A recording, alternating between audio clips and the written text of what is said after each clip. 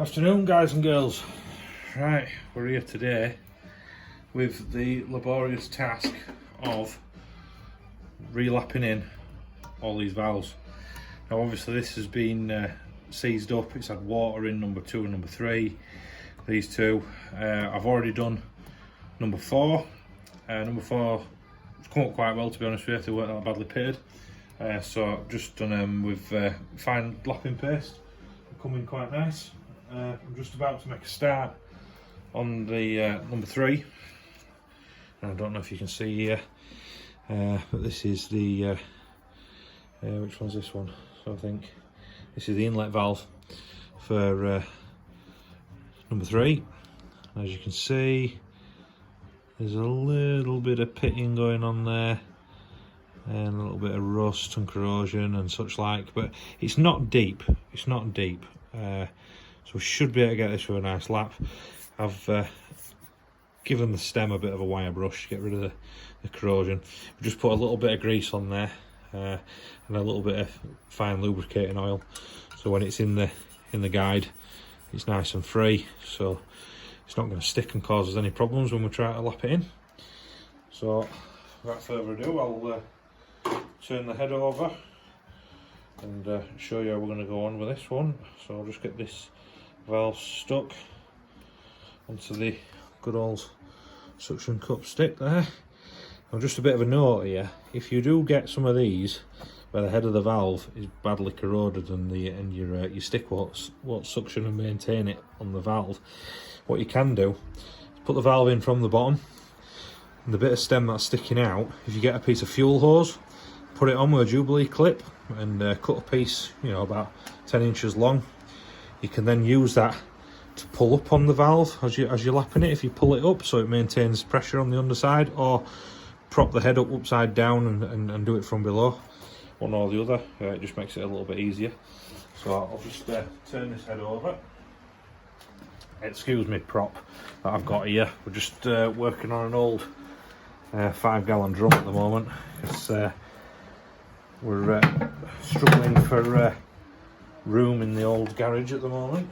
So you can see there, I'll just pull the camera around a bit so we can see better.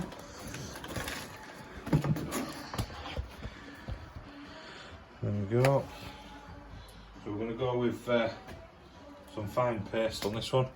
We've just got some Holt fine grade paste, just your normal graded stuff. So just put a nice little touch around the valve face. Nothing too dramatic.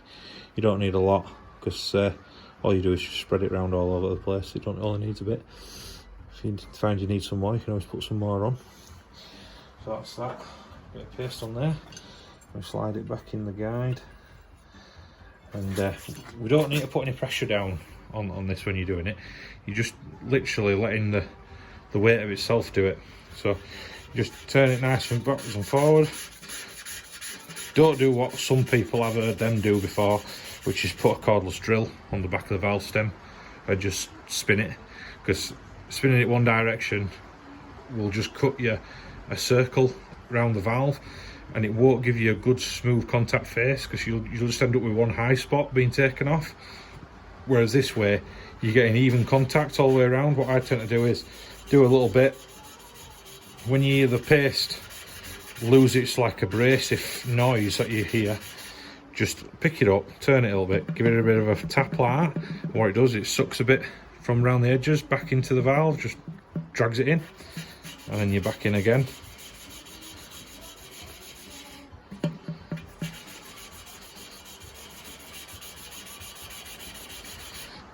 It's absolutely chucking down here today. I don't know if you can hear it bouncing off the roof at garage.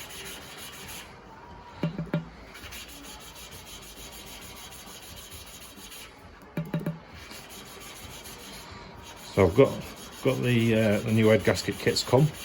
That's all ready to go back together. So hopefully, if we get these valves good and seating well, which I'll check them afterwards, I'll put a little bit of petrol into the combustion chamber area, and you can just see whether if it's leaking on one of the valves.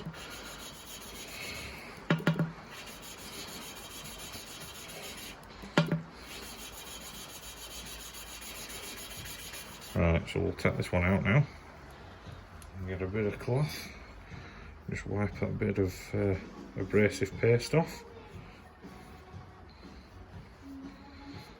What I like to do is just give them a little bit of a spray with some WD-40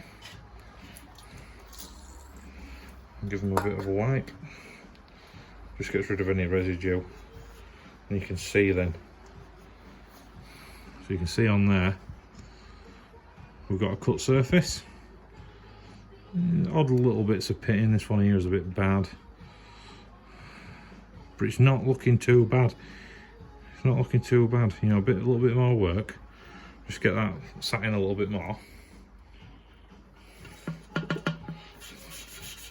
We've still got paste on the actual valve seat, so we don't need to put any more in yet. Plus that little bit of WD-40 will just allow it to be a little bit less painful on abrasion, so it'll sort of polish it up a little bit. Give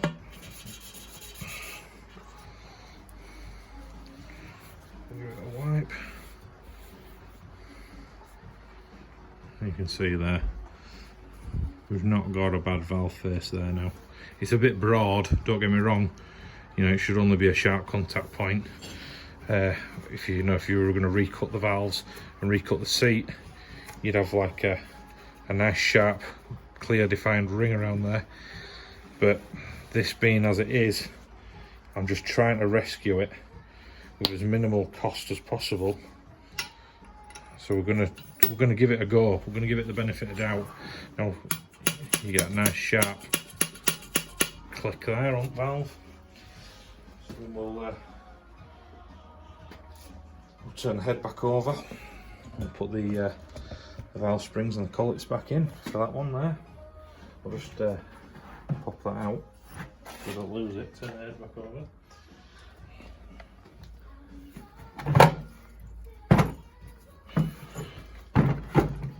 You can see my drum's starting to feel the pain a little bit now. Turn it round. It's a bit awkward to work on a cylinder heads. That's okay. I've got access to the underside there now. So get us valve back.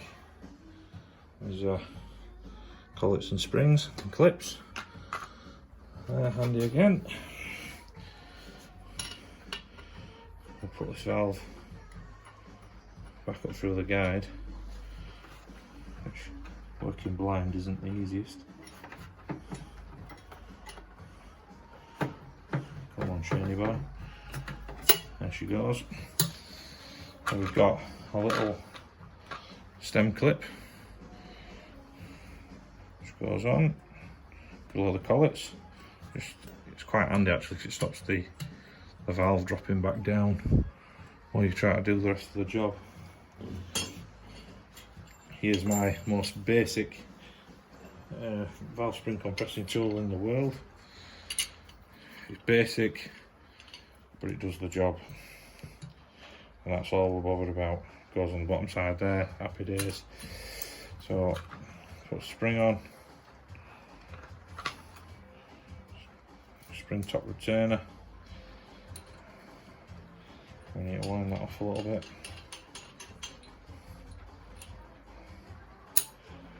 Oh.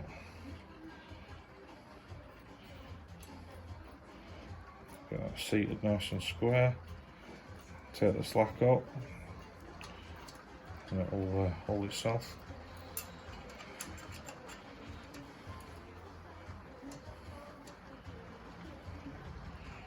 There we go. Now I always find it easy if you don't go too far. It's a lot easier for your collets to drop in. Just go enough for where it needs and angle it over so it allows you to get in the other side. You're just going so much easier. If you go too far, you end up with them getting stuck down the side of the shaft of the valve. There we go, they're set. Nice and steadily wind it off, make sure they go in. There we go, they're locked in. And what I tend to do, some people disagree with me with this one, but I just get a soft mallet and just give them a little bit of a tap just around the edges. Don't go bad mental, just a little tap just to make sure that the collets are fully secured and clicked in, because the last thing you want is one of them popping off, because when one of them pops off, the only way for that is down, and we all know what happens when your valves go down. Your pistons end up going down as well. They're normally a little bit of a bang and a clonk and a clank, clatter, and job's knackered. Right, so I'm going to carry on.